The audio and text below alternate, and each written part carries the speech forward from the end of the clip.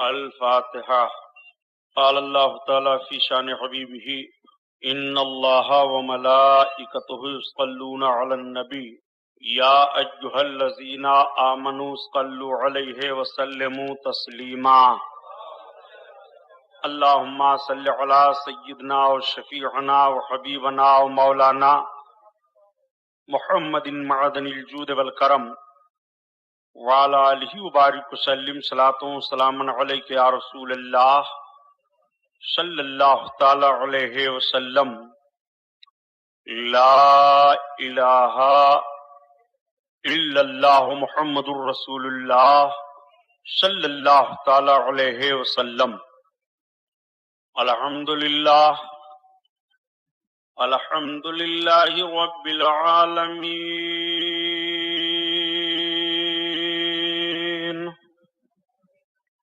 والصلاة والسلام على سید المرسلین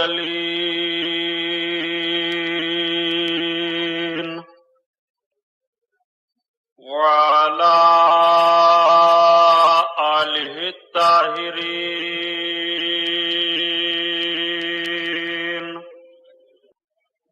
وصحابہ المطہرین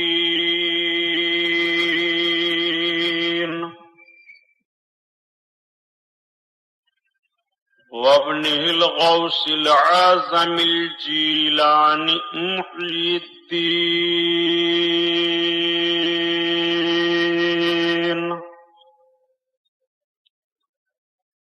وأهل بيته أجمعين. أما بعد، أعوذ بالله من الشيطان الرجيم. بسم الله الرحمن الرحيم. قال الله تعالى في القرآن العظيم والفرقان الحميد: ولا تقولوا لمن يقتل في سبيل الله أموات بل احياء ولكن لا تشعرون.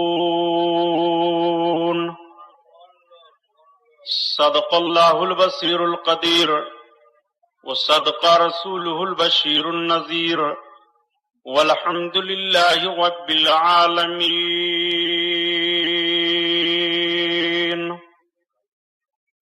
لائق صد احترام علماء اہل سنت، قابل قدر سامعین حضرات، آئیے ہم اور آپ سب سے پہلے اپنے اور ساری کائنات کے مرکز عقیدت حضور رحمت للعالمین، شفیع المذنبین، رسول گرامی وقار، محبوب پروردگار، دونوں عالم کے مالک و مختار حضور محمد الرسول اللہ صلی اللہ تعالی علیہ وسلم کے دربار پرانوار میں درود شریف کا نذرانہ پیش فرمائیں. پڑھیے بلند آواز سے: اللہم صلی علی سیدنا و شفیعنا و حبیبنا و مولانا محمد معدن الجود والکرم وعلی آلہ وبارک وسلم. صلاۃ و سلام علیک یا رسول اللہ صلی اللہ تعالی علیہ وسلم. پورا مجمع خیر و برکت کے لیے اور درود شریف پڑھ لیجیے. اللہم صلی علی سیدنا مولانا محمد معدن الجود والکرم وعلی آلہ وبارک وسلم. صلاۃ و سلام علیک یا رسول اللہ صلی اللہ تعالی علیہ وسلم. حضرات، آج کا یہ نورانی جلسہ، یہ بزم نور جس میں ہم اور آپ شرکت کی سعادت حاصل کیے ہوئے ہیں، آج 10واں جلسہ ہے. عاشورہ کی رات ہے. صبح 10 محرم الحرام کی تاریخ ہے. یہ 10ویں رات ہے، 10واں بیان ہے. کل میں نے عنوان کے تحت حضرت امام مسلم رضی اللہ تعالیٰ عنہ اور آپ کے دونوں شہزادوں کی شہادت پر بیان کو ختم کیا تھا۔ آج بیان کا آغاز انشاءاللہ وہیں سے ہوگا اور کربلا کا وہ خونی منظر، امام علی مقام رضی اللہ تعالیٰ عنہ کے جانثاروں کی شہادت، کربلا کی سرزمین سے امت محمدیہ کو ملنے والے پیغامات، انشاءاللہ تعالی ان ساری باتوں کو آپ سماعت فرمائیں گے، لیکن حسب معمول نعت پاک رسول صلی اللہ تعالی علیہ وسلم کے کچھ اشعار سماعت فرما لیجئے، پھر بات آگے بڑھے۔ جب مسجد نبوی کے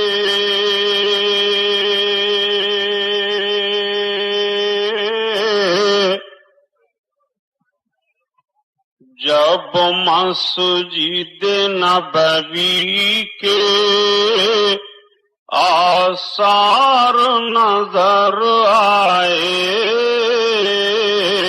جب مسجد نبوی کے مینار نظر آئے، جب مسجد نبوی کے مینار نظر آئے، اللہ کی رحمت کے آثار نظر آئے، اللہ کی رحمت کے آثار نظر آئے، طیبہ کی ہواؤں میں، کعبے کے فضاؤں میں، طیبہ کی ہواؤں میں، کعبے کی فضاؤں میں، ہم نے تو جدھر دیکھا سرکار نظر آئے، ہم نے تو جدھر دیکھا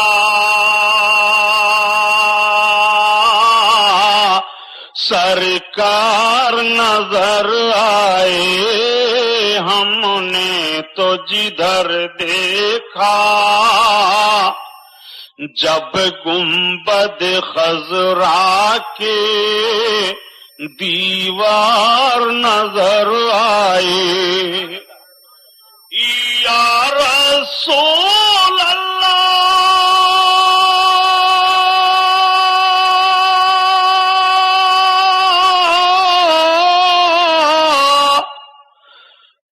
جب گنبد خضرا کے دیوار نظر آئے، سرکار کے پہلو میں دو یار نظر آئے،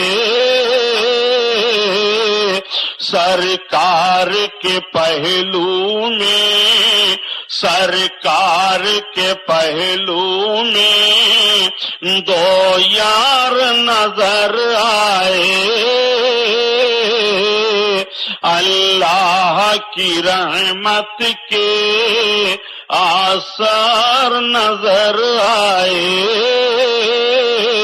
آثار نظر آئے۔ درود شریف۔ اللہم صلی علی سیدنا مولانا محمد معدن الجود والکرم وعلی آلہ وبارک وسلم، صلاۃ و سلام علیک یا رسول اللہ صلی اللہ تعالی علیہ وسلم۔ قتل حسین اصل میں مرگ یزید ہے، قتل حسین اصل میں مرگ یزید ہے۔ اسلام زندہ ہوتا ہے ہر کربلا کے بعد، اسلام زندہ ہوتا ہے ہر کربلا کے بعد. اسلام کے دامن میں اس کے سوا کیا ہے؟ یک ضرب ید اللہ، یک سجدہ شبیری. انسان کو بیدار تو ہو لینے دو، انسان کو بیدار تو ہو لینے دو. ہر قوم پکارے گی ہمارے ہیں حسین. مرحبا جرات ابن حیدر، سر دے دیا بات نہ جانے دی. اللہ تعالیٰ نے قرآن عظیم میں ارشاد فرمایا وَلَا تَقُولُوا لِمَنْ يُقْتَلُ فِي سَبِيلِ اللَّهِ أَمْوَاتٌ بَلْ أَحْيَاءٌ وَلَكِنْ لَا تَشْعُرُونَ. اور مردہ نہ کہو جو اللہ کی راہ میں قتل کیے جائیں، بلکہ وہ زندہ ہیں، ہاں ان کی زندگی کا تمہیں شعور نہیں ہے، تم ان کی زندگی کو سمجھ نہیں پا رہے ہو. یہ رب تعالیٰ کا فرمان عالی شان قرآن عظیم میں آج بھی اظہر من الشمس ہے. اب آپ سوچئے کہ حضرت امام حسین رضی اللہ تعالی عنہ سلطان الشہداء ہیں. سلطان الشہداء ہونے میں حضرت امام حسین رضی اللہ تعالی عنہ کو کہا جاتا ہے، اور سرکار کے چچا حضرت امیر حمزہ رضی اللہ تعالی عنہ کو بھی سلطان الشہداء کہا جاتا ہے. مگر دونوں کے جنگ میں فرق ہے. اللہ کے حبیب صلی اللہ تعالی علیہ وسلم کے چچا جب میدان احد میں شہید ہوئے تو مکمل کفر سے آپ کا ٹکرانا ہوا تھا. کربلا کی سرزمین پر امام علی مقام رضی اللہ تعالیٰ عنہ کی شہادت ہوئی تو بظاہر لوگ کلمہ پڑھ رہے تھے، قرآن کی تلاوت کر رہے تھے، کافی لوگ حج بھی کیے ہوئے تھے. وہ اسلام کے دامن سے اپنے آپ کو وابستہ بھی تسلیم کر رہے تھے.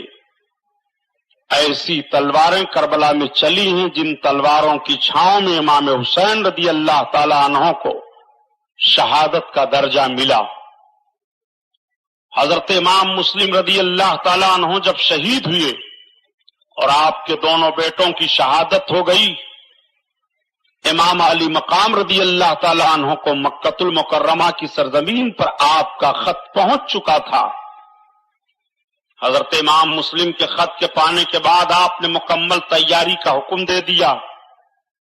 اس وقت مکہ شریف میں تمام حجاج کرام آ رہے تھے. 8ویں ذی الحجہ کی تاریخ تھی. حضرت امام علی مقام نے مکۃ المکرمہ سے کوفہ کی طرف اپنے آپ کو جانے کا اعلان فرما دیا.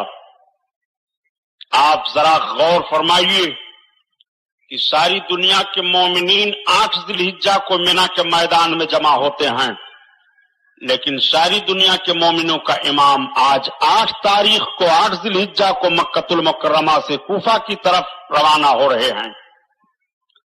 25 حج پیدل کرنے والے حضرت امام علی مقام آج نفلی حج کو چھوڑ کر کے کوفہ کی طرف جا رہے ہیں. کچھ لوگوں نے مشورہ دیا کہ ابھی سفر ملتوی رکھا جائے. امام علی مقام فرماتے ہیں اتمام حجت میں کر چکا ہوں، کون سی وجہ ہے کہ سفر کو ملتوی کر دوں. صحابہ کرام کی جماعت آ گئی، تابعین آ گئے، مکہ کے بڑے بڑے سربراہ لوگ آ گئے. ان لوگوں نے کہا یا شہزادے رسول، ہماری طبیعت نہیں چاہتی ہے کہ آپ کوفہ جائیں، اس لیے کہ کوفہ والوں کی غداریاں بڑی مشہور ہو چکی ہیں. وہ آپ کے ساتھ وفاداری کا ثبوت وقت آنے پر دے ہی نہیں پائیں گے. ان کی سرشت میں غداری ہے، دنیا کو خریدنا ہے. حضرت عبداللہ ابن عباس، حضرت عبداللہ ابن عمر، حضرت عبداللہ ابن زبیر یہ سب کے سب مشورہ دیتے ہیں. بلکہ حضرت عبداللہ ابن عباس نے تو آپ کے پاؤں تک کو پکڑ لیا، شہزادہ رسول مکہ نہ چھوڑیے. مکہ اور مکہ کی گرد و نواح کے لوگ اتنے آپ کے پاس جمع ہو جائیں گے کہ سارا کام یہیں سے کیا جا سکتا ہے۔ امام علی مقام ارشاد فرماتے ہیں نہیں، میں نے جو نانا جان سے وعدہ کیا ہے وہ وعدہ مجھے نبھانا ہے۔ میرے دوستوں، میرے احبابوں، جو اشارے اور جو پیغام مجھ کو میرے نانا کی طرف سے دین حق کی حفاظت کے تعلق سے ملے ہیں وہ آپ حضرات کو نہیں معلوم ہے، مجھے مت روکو، میں جاؤں گا۔ حضرت امام علی مقام رضی اللہ تعالیٰ عنہ مکمل تیاری کر لیتے ہیں۔ تب تک آپ تیاری ہی کر رہے تھے کہ آپ کے دونوں بھانجے آ کر کے مدینہ طیبہ سے پہنچ جاتے ہیں۔ پتا چلا کہ حضرت عبداللہ ابن جعفر طیار کے شہزادے آئے ہیں، ماموں کی خدمت میں گئے، دونوں شہزادوں نے خط پیش کر دیا۔ آپ کے بہنوئی نے خط لکھا تھا جس کا مفہوم یہ تھا کہ میں آپ کو اطلاع دیتا ہوں کہ میں نے عامل مدینہ سے آپ کے تعلق سے امن و امان کی اجازت لے لی ہے، ان قریب امن و امان کی تحریر آپ کی بارگاہ میں لے کر کے حاضر ہو جاؤں گا۔ میں نے سنا کہ آپ مکہ چھوڑ کر کے کوفہ جا رہے ہیں، اس لیے جب تک میں نہ پہنچوں آپ کوفہ جانے کا ارادہ ملتوی رکھیں۔ حضرت امام علی مقام خط کو پڑھنے کے بعد دعا دیتے ہیں اور لوگوں سے کہتے ہیں کہ اب چونکہ میں نے ارادہ کر لیا اس لیے میں کوفہ کا سفر جاری رکھوں گا۔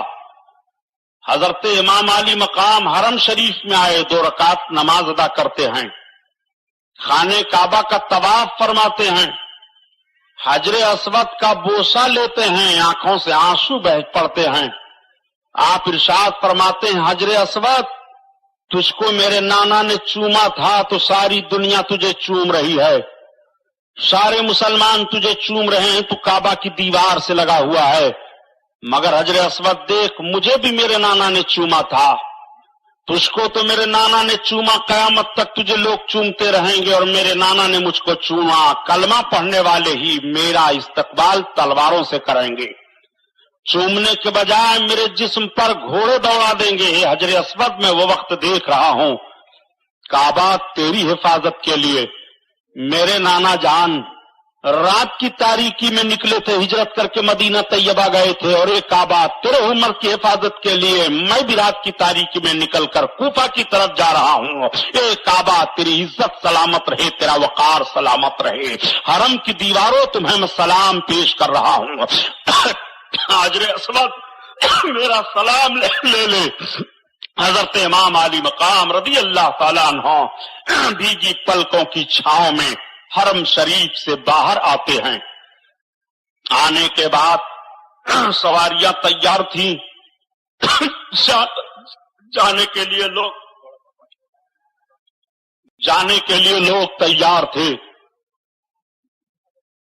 حضرت امام علی مقام سب کا جائزہ لیتے ہیں۔ اہل بیت اطہار کا ایک مختصر قافلہ ہے، حج کے ایام چل رہے ہیں، لوگ کعبہ شریف کھچ کھچ کر کے چلے آ رہے ہیں۔ امام علی مقام رضی اللہ تعالیٰ عنہ کعبہ سے اپنے پورے قافلہ کو روانہ ہونے کے لیے حکم دے دیتے ہیں۔ مختصر قافلہ امام علی مقام کے ساتھ کوفہ کی طرف روانہ ہو جاتا ہے۔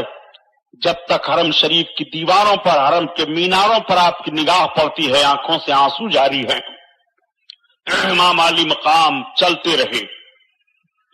پہلی منزل کعبہ سے چلنے کے بعد حضرت امام علی مقام کو سالبہ کا مقام پڑا۔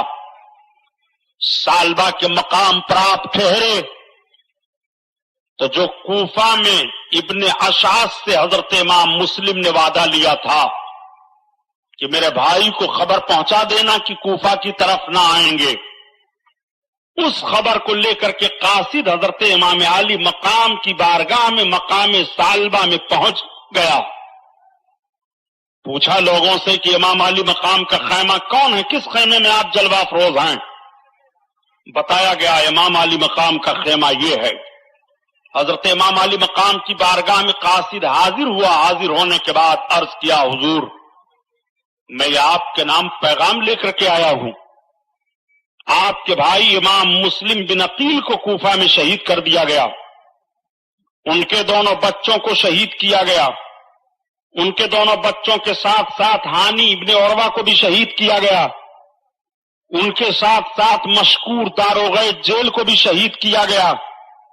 امام علی مقام کی آنکھیں بھیگ جاتی ہیں، آنکھوں تلے اندھیرا چھا جاتا ہے، آپ رونے لگتے ہیں، بڑی مشکل سے دل پر قابو پانے کے بعد کہتے ہیں صحیح کیا کوفہ والوں نے کہ اپنی وفاداری کے بجائے غداری کا ثبوت میرے پہنچنے سے پہلے پہلے پیش کر دیا۔ امام علی مقام کی آنکھیں بھیگی ہوئی ہیں، آنکھوں سے آنسو بہ رہے ہیں، کئی مرد اکٹھا ہو گئے، سارے لوگوں کے سامنے حضرت امام مسلم کی شہادت بیان کی جاتی ہے، اور آپ کے دونوں شہزادوں کی شہادت بیان کرنے کے بعد سب پھوٹ پھوٹ کر رونے لگتے ہیں، آنکھیں آنسو بہانے سے رک نہیں رہی ہیں۔ امام علی مقام قابو پانے کے بعد اب جب عورتوں کے پاس جاتے ہیں تو سامنے حضرت امام مسلم کی بچی پڑ گئی، امام علی مقام کی نگاہ پڑتی ہے کہ آنسو بہنے لگے، بچی کے سر پر دستے شفقت پھیرا، بیٹی پوچھ پڑتی ہے اے چچا جان، آج سے پہلے جب آپ ہم کو دیکھا کرتے تھے تو یہ نوعیت آپ کی نہیں ہوتی تھی، اس طرح سے آنکھوں سے آنسو نہیں بہ رہے تھے، اے چچا آج کیوں اس طرح سے آنکھوں سے آنسو بہ رہے ہیں؟ کوئی بات تو نہیں ہے، کوئی مصیبت تو ایسی نہیں آ گئی ہے؟ اتنا سننا تھا۔ امام علی مقام کی ہچکیاں بگ جاتی ہیں، آنکھوں سے آنسو سامن بھادوں کی طرح برس رہے ہیں، دستے شفقت پھیرتے ہوئے فرماتے ہیں بیٹی تو یتیم ہو گئی ہے، بچی تیرے سر سے تیرے باپ کا سایہ اٹھ گیا ہے۔ اتنا سننا تھا، بچی چیخ پڑتی ہے، بے ہوش ہو کر کے گر پڑتی ہے۔ اس بچی کی ماں کا انتقال تو پہلے ہو گیا تھا، باپ کی شہادت کی جب خبر ملتی ہے تو بچی پوچھ پڑتی ہے اے چچا ہمارے دونوں بھائیوں کا حال کیا ہوا ہے؟ پتا چلا کہ تمہارے دونوں بھائیوں کو بھی بیٹی شہید کر دیا گیا۔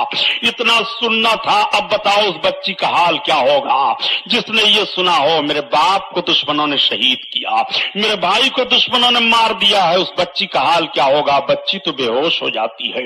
حضرت زینب رضی اللہ تعالی عنہا پڑھ کر کے بیٹی کو سنبھال لیتی ہیں، عورتوں کے آنسو بہنے لگتے ہیں، آنسو رک نہیں رہے ہیں۔ امام علی مقام نے تھوڑی دیر تک سوچا اور سوچنے کے بعد کہا اے میرے ساتھیو، اب تو کوفہ والوں کی غداری کا علم ہو ہی چکا ہے، اب کوفہ والے ہمارا استقبال تلوار سے کریں گے، اب کوفہ والے ہمارا اختلاف ہر موڑ پر کریں گے، اب یہ نہیں ہوگا کہ تمہاری شاندار دعوتیں ہوں، اب یہ نہیں ہوگا کہ تمہارا استقبال ہو، تمہارے پیر دھو کر کے پیے جائیں، اب یہ نہیں ہوگا کہ تم کو محبت کی نگاہ سے دیکھا جائے۔ کوفہ والے بچ چکے ہیں، کوفہ والے تیر و تلوار کی بارش کریں گے بجائے نعرہ لگانے کے۔ اے میرے ساتھیو، میں ایک رائے پیش کرتا ہوں کہ ابھی غنیمت ہے، ابھی چند قدم ہم چلے ہیں، جتنے لوگ ہیں سب واپس ہو جائیں، یہ رائے کر لی جائے کہ کیا کیا جائے۔ اتنا سننا تھا کہ حضرت مسلم بن عقیل کے بھائی کھڑے ہوتے ہیں اور کہتے ہیں اے شہزادے رسول،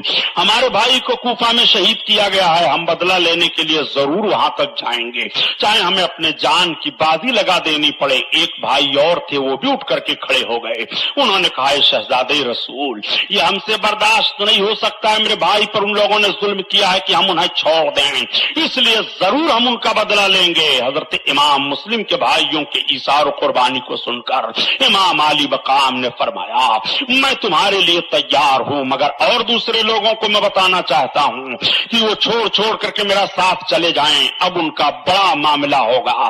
گمبھیر کوفہ کی سرزمین پر تو کچھ بدو بھی شامل ہو گئے تھے امام علی مقام کے ساتھ، وہ لوگ صرف اس بنیاد پر شامل ہوئے تھے کہ ہم امام کے ساتھ چل رہے ہیں، ہماری عزت بڑھ جائے گی، ہم امام کے ساتھ چل رہے ہیں، ہمارا وقار بڑھتا رہے گا، ہم امام کے ساتھ چل رہے ہیں، ہمیں کھانے کے لیے اچھی اچھی چیزیں ملیں گی۔ لیکن جب مصیبتوں کا پیغام ان لوگوں نے سنا اور پریشانیوں کا معاملہ سامنے آیا، امام مسلم کی شہادت کی خبر ملتی ہے تو وہ واپس ہونے لگے، یکا دکا کر کے چلے جاتے ہیں، وہی لوگ رہ گئے جو مکہ سے چلے تھے، وہی لوگ رہ گئے جو مدینہ سے چلے تھے، وہی لوگ رہ گئے جو جانے سارانے امام حسین ہیں، وہی لوگ آپ کے ساتھ بچتے ہیں۔ 72 نفوس قدسیہ کا یہ قافلہ موجود ہے۔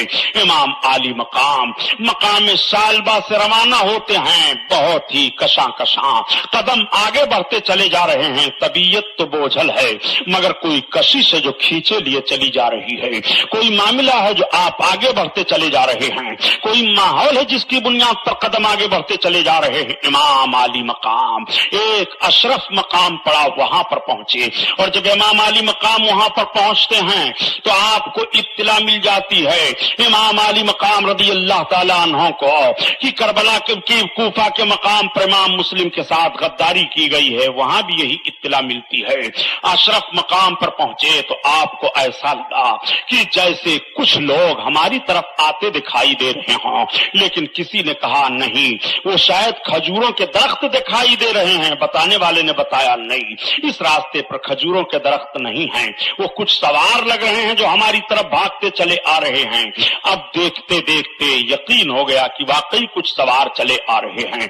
आपने फरमाया ये बताओ कोई ऐसा रास्ता है कि जो इन सवारों से अलग होकर के चला जाए। रास्ता जानने वाले एक साहब उसमें मौजूद थे, उन्होंने कहा या शहजादे रसूल, पहाड़ की इस तरफ से चला जाए तो वहां पानी का चश्मा भी मौजूद है, हम वहां ठहर भी सकते हैं और इन सवारों से पोशीदा भी हो सकते हैं। चुनांच रास्ता बदल दिया गया।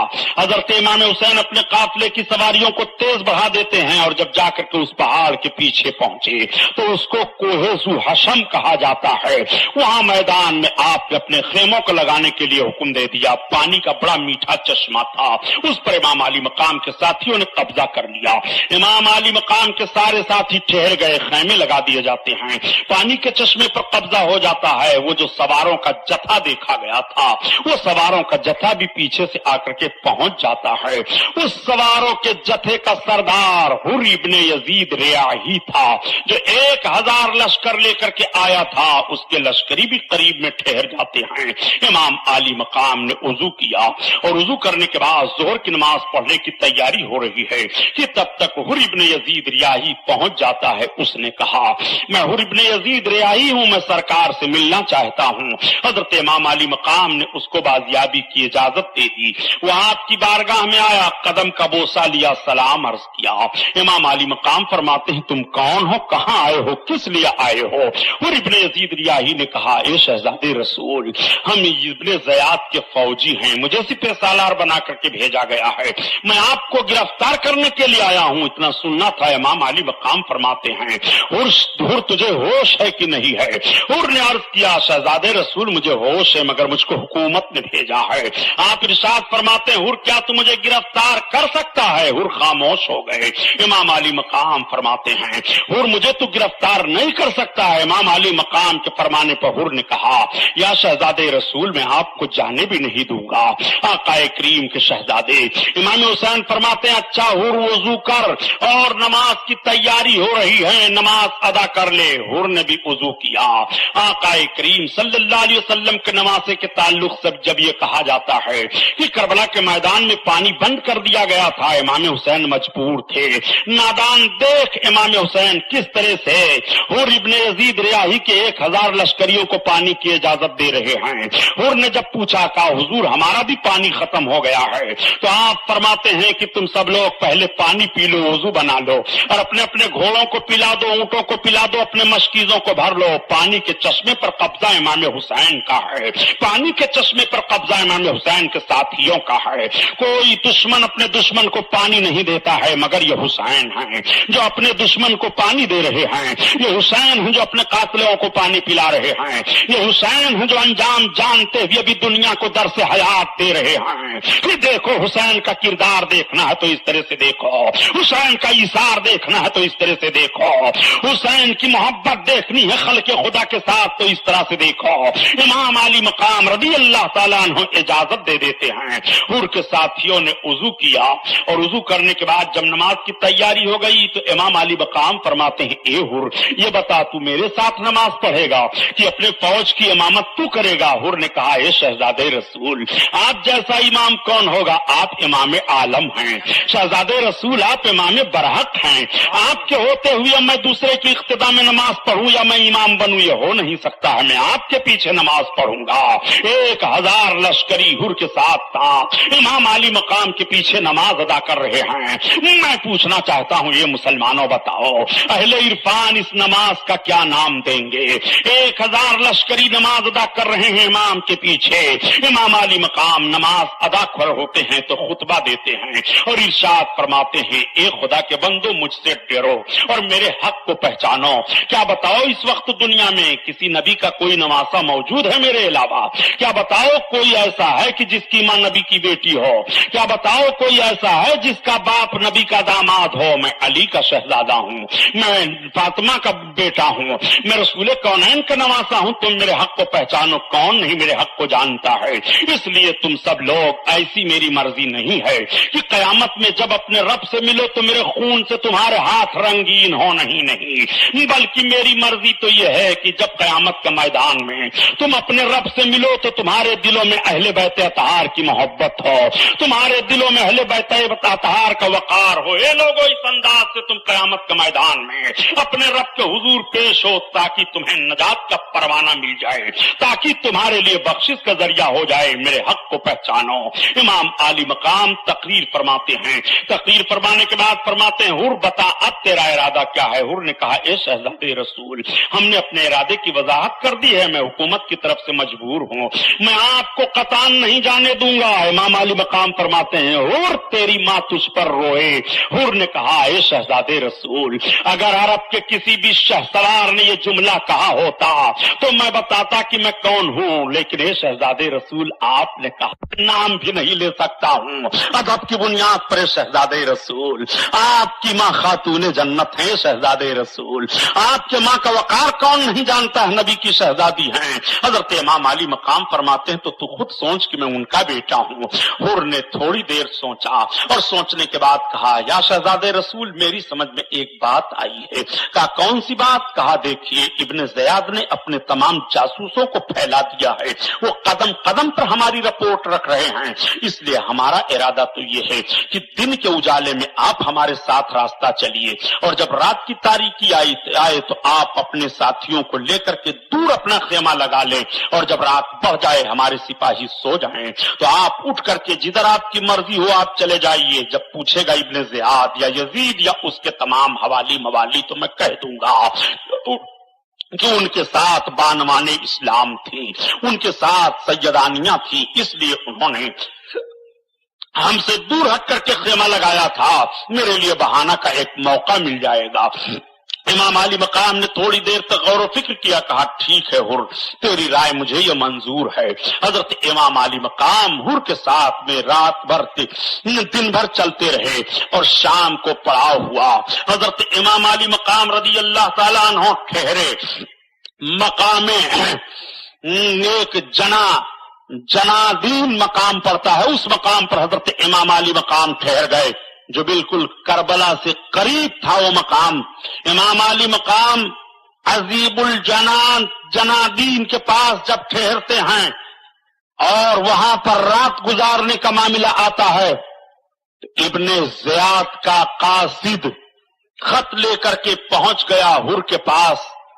حر نے اس خط کو دیکھا، اس خط کا یہ مضمون تھا کہ حر اگر تمہیں حسین ابن علی کہیں مل جائیں تو ان کے ساتھ رعایت کرنے کی ضرورت نہیں ہے، حسین ابن علی تمہیں ملیں تو ان کو جلدی سے جلدی ابن زیاد کے پاس پیش کرو، سختی کرنے پر تشدد کرو، بہرحال ان کو گھیرے میں لے لو، کسی طرف سے جانے نہ پائیں، اور بھی دوسرے راستوں سے ناکہ بندی کر دی گئی ہے۔ آپ سن رہے ہیں JSK سیریز کی اسلامی آواز۔ اور اس خط کو لے کر کے امام علی مقام کی بارگاہ میں آئے، عرض کرتے ہیں حضور یہ ابھی قاصد خط لے کر کے آیا ہے کوفہ سے۔ آپ نے خط کو دیکھا، خط کو پڑھنے کے بعد حر کو واپس کر دیا۔ کہا حر تیرا ارادہ پھر کیا ہے؟ حر نے عرض کیا حضور جو میں نے ارادہ کر لیا ہے وہ کر لیا ہے، میں نے عرض کر دیا آپ سے کہ آپ رات کی تاریکی میں نکل جائیں، میں جواب دے لوں گا ابن زیاد کو، یہ میری پوری ذمہ داری ہے۔ اب آپ ذرا ملاحظہ فرمائیے، حضرت امام علی مقام نے اپنا خیمہ دور لگایا، حر کا خیمہ دور تھا۔ رات کی جب تاریکی بڑھی امام علی مقام نے اندازہ لگایا یہ سب کے سب سو گئے ہیں تو اپنے سارے ساتھیوں کو جگاتے ہیں، راستہ بدل دو، چلو نکل چلو۔ سارے لوگ راستہ بدل کر کے نکل رہے ہیں۔ قدم چلتے رہے. جب چاند کی چاندنی پھیل گئی اور مکمل اجالا میدان میں پھیلا، امام علی مقام رضی اللہ تعالیٰ عنہ ایک گاؤں سے گزر رہے ہیں. کسی سے ملاقات ہوئی گئی، پوچھ لیا کہ یہ کون سا گاؤں ہے. بتانے والے نے بتا دیا کہ اس گاؤں کا نام اور اس میدان کا نام میدان نینوا ہے. امام علی مقام ٹھہر جاتے ہیں، یہی وہ میدان نینوا ہے، یہی وہ مقام ہے جس مقام کی نشاندہی مجھے کی گئی ہے. اچھا، کیا اس کا کوئی اور نام بھی ہے؟ تھوڑی دور قدم آگے بڑھے تھے، بتایا گیا کہ اس جگہ کا نام ماریا ہے. آپ نے فرمایا شاید اسے کچھ اور بھی کہا جاتا ہو. بتانے والے نے بتایا یہ جگہ کربلا بھی کہلاتی ہے. اتنا سننا تھا. امام علی مقام فرماتے ہیں اپنی جانی پہچانی منزل پر میں آ گیا ہوں. مٹی کو اٹھا کر کے امام علی مقام اپنے ہاتھ میں لیتے ہیں اور لینے کے بعد زمین پر ڈال دیتے ہیں. میدان کا سارا نقشہ دیکھتے ہیں. امام علی مقام کو میدان کا جو نقشہ بتایا تھا آقا کریم صلی اللہ علیہ وسلم نے، وہ نقشہ سامنے ہے. میدان کی چوہدی جو بتائی گئی تھی وہ چوہدی سامنے ہے. حضرت امام علی مقام تمام لوگوں سے فرماتے ہیں اپنے اپنے خیموں کو اب لگا دو، اب تمہیں یہاں سے آگے نہیں بڑھنا ہے. سارے لوگ خیمے لگا دیتے ہیں. یہ 2 محرم الحرام شریف کی تاریخ ہے جب کربلا کی سرزمین پر امام حسین کا یہ مقدس 72 نفوس قدسیہ کا قافلہ فروکش ہو جاتا ہے. خیمے لگ جاتے ہیں، کجاوے رکھ دیے جاتے ہیں، سواریوں کو باندھ دیا جاتا ہے. 32 لوگ تو سواری کے ساتھ ہیں اور 40 لوگ پاپیادہ تھے یعنی پیدل تھے. یہ مختصر قافلہ میدان کربلا میں ٹھہر جاتا ہے. ادھر تو امام علی مقام ٹھہرتے ہیں، وضو بناتے ہیں. حضرت علی اکبر کو اجازت ہوتی ہے اذان دو. حضرت علی اکبر شبیہ مصطفیٰ کہلاتے تھے. وہ اذان دے رہے ہیں، اذان ہوتی ہے.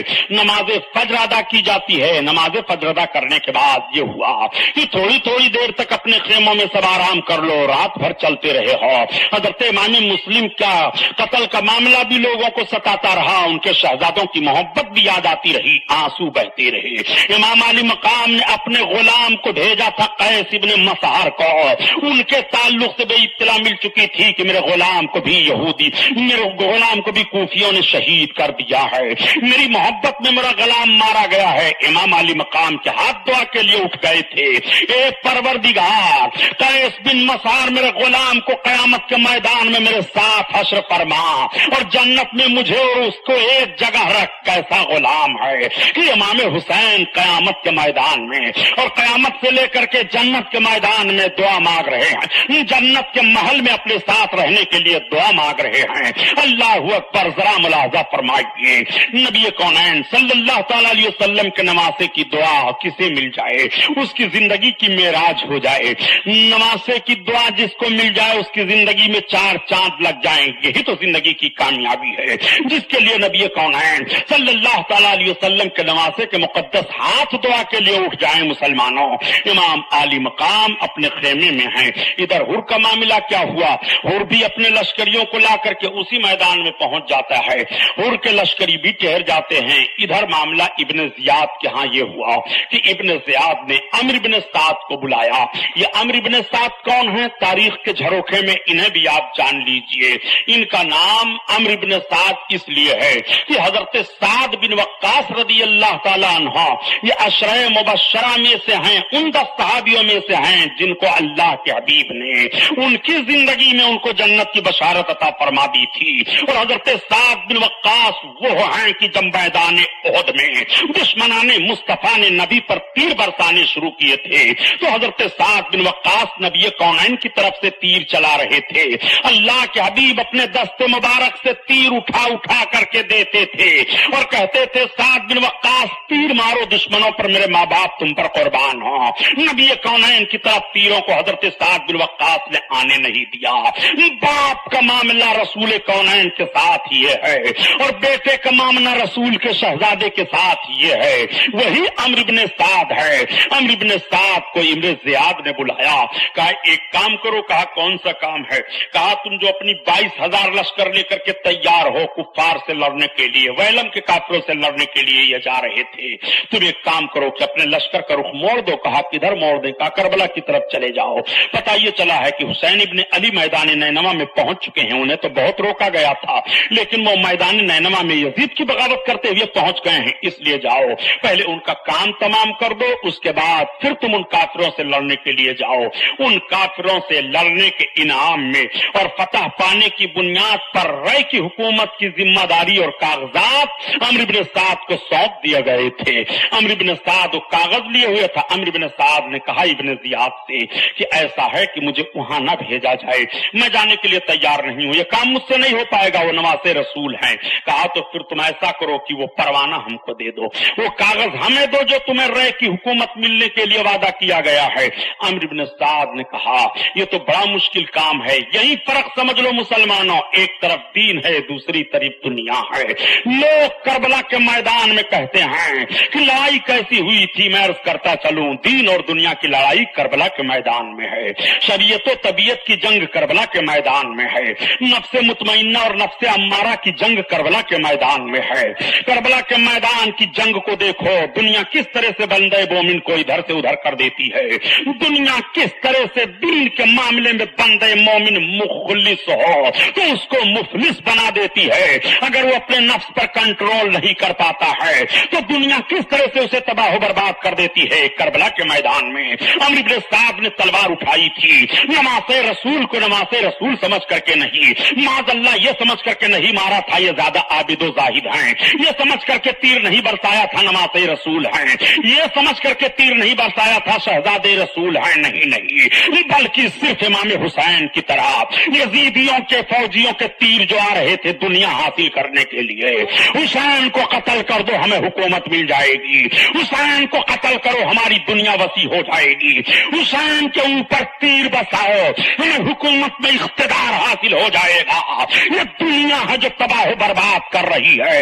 اللہ کے حبیب اسی لیے ارشاد فرماتے ہیں کہ جب سے رب تعالیٰ نے دنیا کو پیدا کیا ہے دنیا کی طرف رب نے نظر رحمت نہیں کی ہے، یہ دنیا وہ ہے پیارے، اسی لیے تو اعلیٰ حضرت عظیم البرکت فرماتے ہیں اے اللہ کے بندو، رضا نفس دشمن ہے دم میں نیانا، رضا نفس دشمن ہے دم میں نیانا،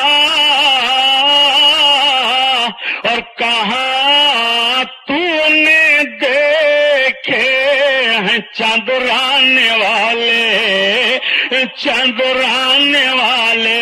نعرہ تکبیر، نعرہ رسالت، مذہب اسلام، مسلک اعلی حضرت علامہ سبحانی صاحب قبلہ، سبحان اللہ سبحان اللہ۔ ایک بات میں عرض کر دوں پیارے، تاکہ تقریر بھی ہوتی رہے تحریک بھی چلتی رہے، سبحان اللہ، درود شریف بہت بات آگے بڑھے، صلی اللہ علیہ وسلم۔ صلی اللہ علیہ نبی وآلہ صلی اللہ تعالی علیہ وسلم، صلاۃ و سلام علیک یا حبیب اللہ صلی اللہ تعالی علیہ وسلم۔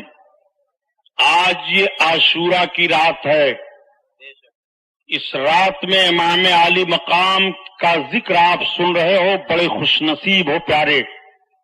اپنے نفس کو کنٹرول میں رکھو، نفس امارہ کو مارو، دین اور دنیا کا معاملہ آپ اپنی نگاہوں کے سامنے رکھو۔ ابھی میں پوری وضاحت کے بعد عرض کروں گا تو انشاءاللہ داستان امام حسین سننے کے بعد آپ کی آنکھیں بھیگ جائیں گی۔ امام عالی مقام کی شہادت کا معاملہ کوئی افسانہ نہیں ہے، لیکن جو میں نے تحریک کے تعلق سے عرض کیا ہے، سنی جامع مسجد کے تمام ٹرسٹیان و ارکان، خصوصاً عالی جناب صدر عبد المجید صاحب، شیخ محمد ایوب صاحب، محمد علی صاحب، اشتیاق صاحب، جملہ حضرات، میں اور سب کے نام نہیں جانتا، آپ سب حضرات قابل مبارکباد ہو الحمدللہ۔ میرے دارالعلوم کا کام ہو رہا ہے، میں نے ایک روز یوں ہی آپ سے عرض کیا تھا، لیکن وہ عرض کرنا نہ عرض کرنے کے برابر ہوا۔ امام علی مقام کے نام پر اتنے شہدائی بیٹھے ہوئے ہیں، اس میں معاذ اللہ اگر کہا جائے کوئی امام حسین کا دشمن ہے تو کوئی ہاتھ اٹھائے گا؟ ارے یار، چاہے شرابی ہو وہ بھی نہیں کہے گا معاذ اللہ میں امام حسین کا دشمن ہوں، قطعاً نہیں۔ اس کی آنکھیں بھی داستان حسین سننے کے بعد بھیگ جاتی ہیں، وہ بھی اپنے گناہوں پر نادم ہو جاتا ہے۔ رب تعالی امام علی مقام کے نام لیوا کو رسوا نہیں فرماتا، भूखा नहीं रखता, उसकी दौलत नहीं कम होती है।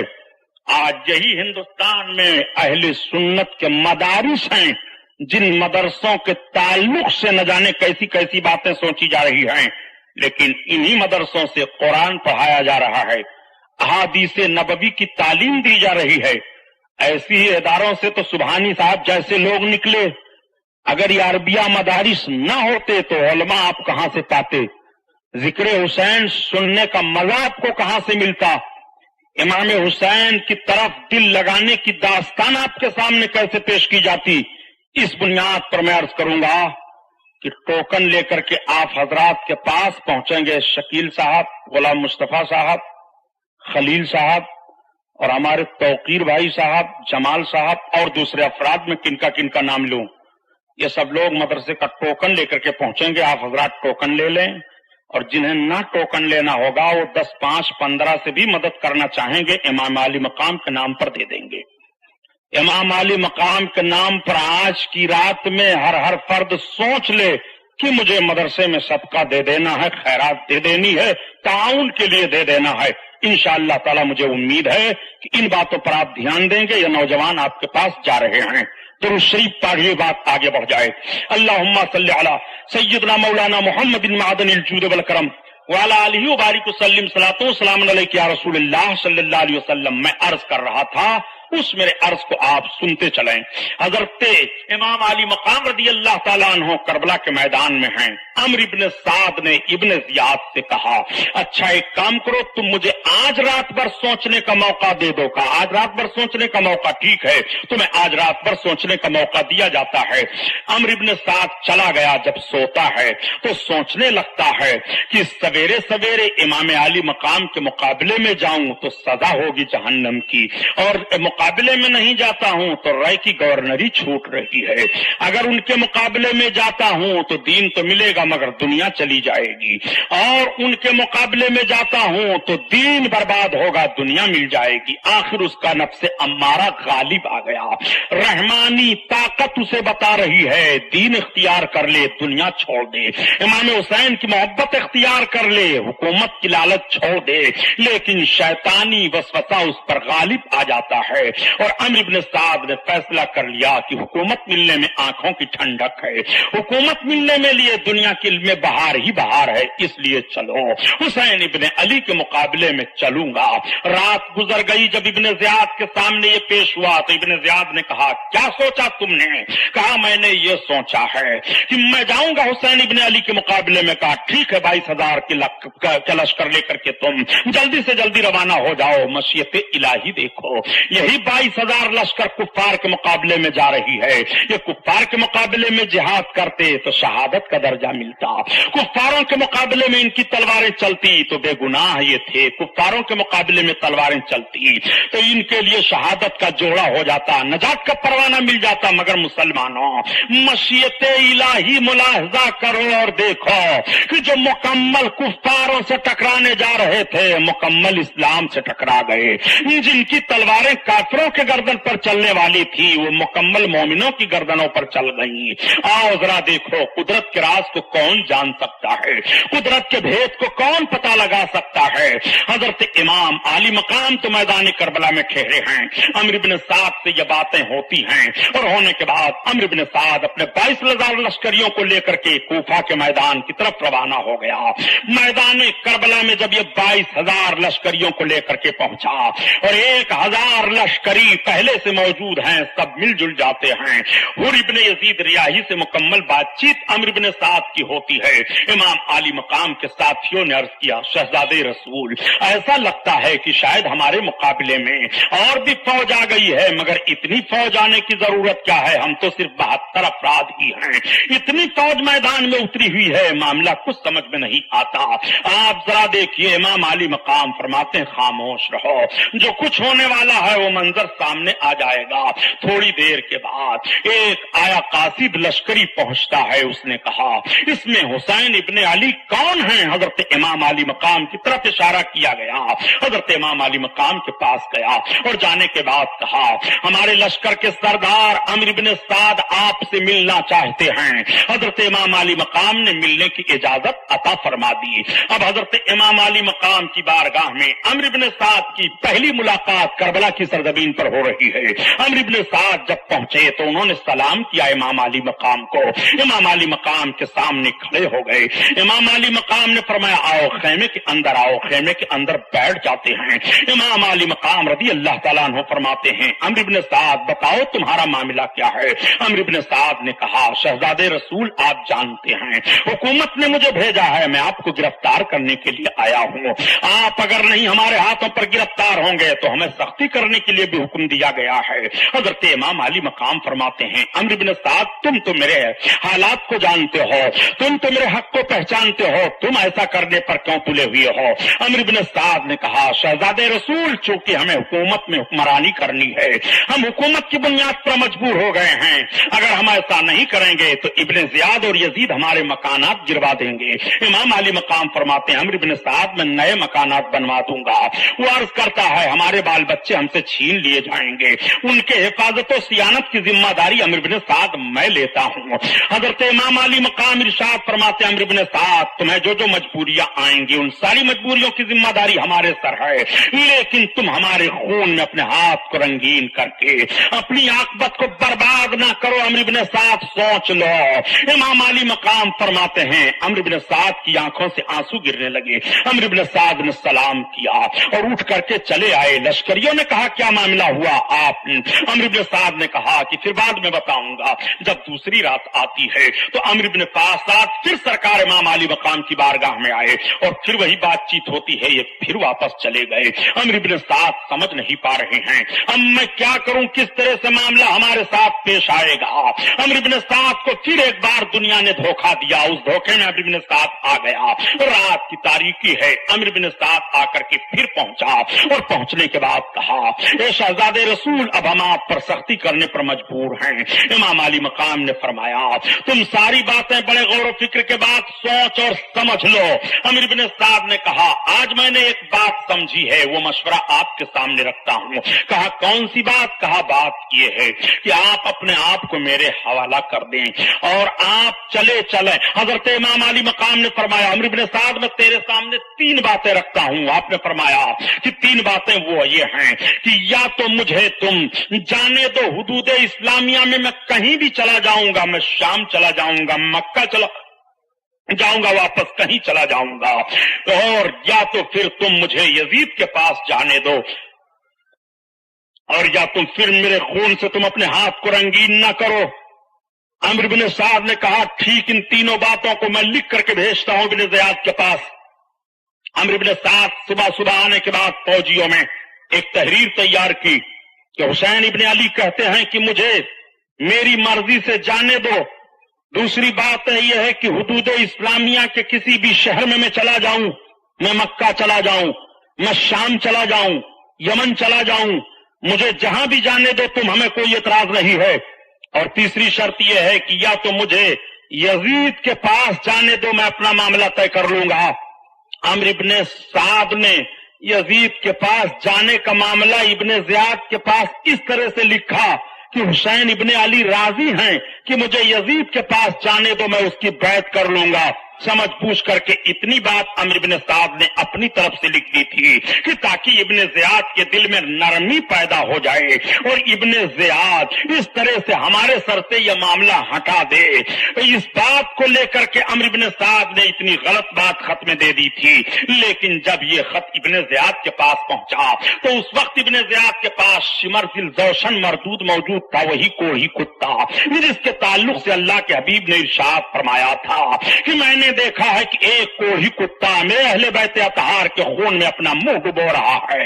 شمر دل جوشن بیٹھا تھا، جب ابن زیاد کے پاس یہ خط پہنچا تو وہ بھی نرم دل ہوا، وہ بھی سوچنے لگا کہ معاملہ تو ٹھیک ہے کہ جب یزید کی بیعت کرنے کے لیے حسین ابن علی تیار ہیں تو سر پر کاہے معاملہ لیا جائے اور اپنے سر پر یہ بوجھ کیوں لیا جائے، ٹھیک ہے اجازت دے دی جائے۔ لیکن فوراً شمر دل جوشن بول پڑا، اس نے کہا پھر آپ کو کیا فائدہ ہوگا، آپ کو کیا سرخروئی حاصل ہوگی، پہلے آپ اپنی اطاعت کروائیے حسین ابن علی سے، تب آپ کے لیے کامیابی ہوگی۔ حسین ابن علی تو یوں ہی جانا چاہتے ہیں یزید کے پاس، اس لیے ہماری رائے نہیں ہے۔ فوراً وہیں دنیا نے اس ظالم کو دھوکہ دے دیا، اس نے کہا ٹھیک ہے پھر کیا کیا جائے۔ شمر نے کہا یہ بھی میں نے سنا ہے کہ آج 3 رات سے مسلسل امر ابن سعد حسین ابن علی سے کربلا کے میدان میں رات کے وقت جا جا کر کے مل رہا ہے اور ساز و باز کر لیا ہے، اس لیے خطرہ ہے۔ ابن زیاد نے کہا تو شمر میں تمہیں پوری ذمہ داری دیتا ہوں کہ جا کر کے کہہ دو امر ابن سعد سے کہ جلدی جلدی اپنا کام تمام کرے، اگر کام تمام نہیں کرتا ہے تو وہ رائے کا کاغذ جو حکومت بننے کے لیے اس کو دے دیا گیا ہے وہ کاغذ واپس کر دے اور اس کی پوری ذمہ داری تم لے لو۔ شمر مردود یہ خط لے کر کے کربلا کے میدان میں پہنچ گیا، امر ابن سعد کو دیا۔ امر ابن سعد لو یہ خط تمہارے نام میں لے کر کے آیا ہوں۔ امر ابن سعد نے جب خط کو پڑھا تو اب امر ابن سعد کے ساتھ ایک ہی معاملہ رہ گیا تھا، یا تو رائے کی حکومت کی لالچ چھوڑ دیں اور یا تو امام حسین پر تیر چلائیں، اپنے لشکریوں کو امام حسین پر چڑھنے کے لیے للکاریں اور اجازت دیں۔ امر ابن سعد نے ایک رات اپنے لشکریوں سے پوچھا تھا میرے فوجیوں یہ بتاؤ کیا امام حسین کے خلاف تلوار اٹھائی جائے، تو تاریخ گواہ ہے کہ سارے لوگوں نے انکار کر دیا تھا۔ اے امر ابن سعد وہ نواسے رسول ہیں، شہزادے رسول ہیں، ان کے تعلق سے اس طرح کی باتیں نہ سوچی جائیں، مگر دیکھو دنیا کا بھوت ان کے سر پر کس طرح سے مسلط ہو رہا ہے۔ چنانچہ امر ابن سعد نے عصر کا وقت تھا اپنے فوجیوں سے کہا کہ سارے لوگ عصر کی نماز ادا کر لو جلدی جلدی۔ ادھر یہ لوگ عصر کی نماز ادا کر رہے ہیں، ادھر امام حسین نے حضرت علی اکبر کو اشارہ کیا عصر کی اذان دو۔ مسلمانوں ادھر بھی عصر کی اذان ہو رہی ہے، ادھر بھی عصر کی اذان ہو رہی ہے، دونوں طرف نمازیں ہو رہی ہیں، سمجھ میں کچھ نہیں آتا اس عصر کی نماز کو کون سی نماز قرار دی جائے۔ ادھر بھی تو نماز پڑھی جا رہی ہے اور ادھر بھی تو نماز پڑھی جا رہی ہے، دونوں نمازوں کو سمجھو۔ ایک طرف نماز ادا کی جا رہی ہے مگر دنیا کی لالچ میں مقدس ہستی کو شہید کرنے کا پلان بھی بنایا جا رہا ہے، روح نماز کے خلاف جنگ کرنے کی تحریک بھی چلائی جا رہی ہے۔ دیکھو سمجھ میں نہیں آتا اہل عرفان اس نماز کا نام کیا رکھیں گے، حافظ الصلوات والصلاۃ الوسطی، وہ بھی عصر کی نماز ہے، دونوں طرف سے عصر کی نماز پڑھی جا رہی ہے۔ عصر کی نماز جلدی سے پڑھنے کے بعد امر بن سعد کے فوجی خیمے کی طرف بڑھے، تب تک حضرت عباس رضی اللہ تعالی عنہ جو علمدار حسین تھے ان کی نگاہ پڑ جاتی ہے۔ آپ کہتے ہیں یہ سمجھ میں بات نہیں آ رہی ہے، لشکر ہماری طرف کیوں بڑھ رہی ہے، فوجی ہماری طرف کیوں آ رہے ہیں؟ اشارہ ہوا جا کر کے پوچھو۔ ظہیر بن قیم اور حضرت مسلم بن اوسجا، حبیب بن مظاہر، یہ سب کے سب آگے بڑھے، حضرت عباس آگے بڑھے اور ان فوجیوں سے سوال کرنا شروع کیا تم لوگ آگے کیوں بڑھ رہے ہو، بات کیا ہے، کس لیے آ رہے ہو؟ کہا ہمارے سردار عمرو بن سعد نے بھیجا ہے۔ کہا عمرو بن سعد نے بھیجا ہے؟ کہا ہاں۔ کہا حملہ کرنے کے لیے اجازت دے دیا ہے؟ کہا ہاں۔ کہا ایک کام کرو پہلے رک جاؤ میں اپنے امام سے پوچھ لوں۔ حضرت عباس تو امام علی مقام سے پوچھنے چلے آئے اور حبیب ابن مظاہر، مسلم بن اوسجا اور ظہیر بن قیم بجلی سے بحث ہونے لگی کوفیوں سے۔ حضرت حبیب بن مظاہر کہتے ہیں اے لوگو تم رسول اللہ کے نواسے کا حق پہچانو، تم حسین سے لڑنے کے لیے آئے ہو اپنی دنیا بنانے کے لیے، یزید تمہیں کچھ نہ دے گا، تم تباہ و برباد ہو جاؤ گے۔ یزید کی غیر اسلامی حکومت کو حسین کے خون کی بنیاد پر اسلامی حکومت نہیں بنا سکتے ہو، تمہارا مقصد پورا نہیں ہوگا۔ حضرت ظہیر بن قیم بھی للکار رہے ہیں، تب تک ایک کوفی نے کہا اے ظہیر بن قیم، حضرت عثمان غنی کے خون کا بدلہ جب لینا تھا تو تم ان کی طرف سے تھے اور علی کی بغاوت کر رہے تھے۔ حضرت ظہیر بن قیم نے کہا یہ صحیح ہے کہ سیاسی موڑ پر میں اس وقت امام حسین کے باپ کی طرف نہیں تھا، لیکن جب میں آ رہا تھا اور راستے میں حسین ابن علی سے میری ملاقات ہوئی ہے، میں نے ان کے تقویٰ کو دیکھا ہے، میں نے ان کے زہد کو دیکھا ہے، میں نے ان کی پارسائی کو دیکھا ہے، میں نے ان کی اچھائی کو دیکھا ہے، تو مجھے ایک پرستان یاد آ گیا کہ ایک مرتبہ ہم لوگ ایک کافر کے شہر پر حملہ کرنے کے لیے گئے تھے، اس میں حضرت سلمان فارسی بھی تھے، بہت مال غنیمت ہم لوگوں کو ملا۔ سلمان فارسی نے مال غنیمت تقسیم کرتے وقت فرمایا تھا کہ اس مال غنیمت سے وہ خوشی بہتر ہوگی کہ اگر کوئی حسین ابن علی کو پائے کہ وہ جہاد کے لیے جا رہے ہوں اور ان کا ساتھ دے دے تو اس مال غنیمت سے وہ خوشی بہتر ہوگی اور اس کو نجات کا پروانہ مل جائے گا۔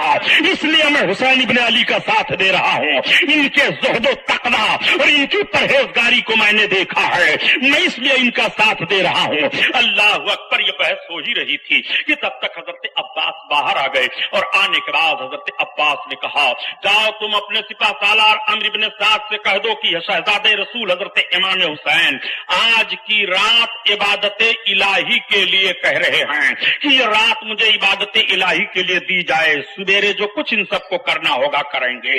چنانچہ جا کر کے لوگوں نے بتایا کہ آج کی رات میں کچھ نہ کیا جائے، امام حسین ابن علی نے یہ کہا ہے۔ عمرو بن سعد نے مان لیا، اور ماننے کے بعد کہا ٹھیک ہے سب کے سب واپس چلے آؤ۔ سارے لوگ واپس چلے آئے، یزیدی فوجی اپنے اس میں ہیں۔